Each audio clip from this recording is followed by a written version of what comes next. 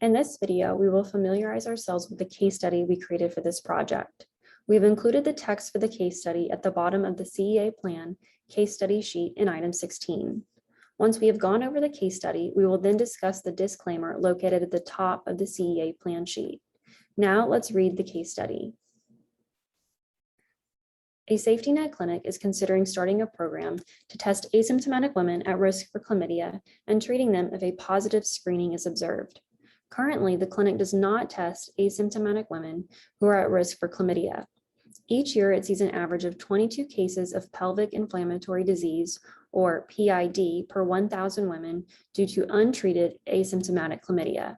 Because of budgetary restrictions, the clinic is able to spend at most $800 to avoid one case of PID. They have put together the table below with all relevant program costs. They have asked us to determine if this program would be feasible given their budget. Note that we have also included below the table a few hypothetical research findings to help with our analysis. With all of this information in mind, we can now begin to fill out the CEA plan sheet. But first, I want to draw your attention to the disclaimer located at the top of the screen.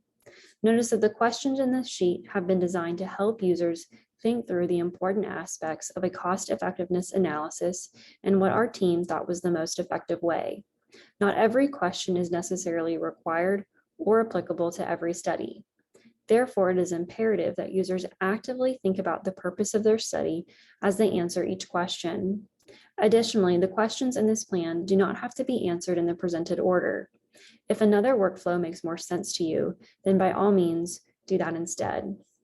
We'll pause here with this video and pick back up with filling out sections 1 and 2 of the CEA plan sheet for the case study in the next video.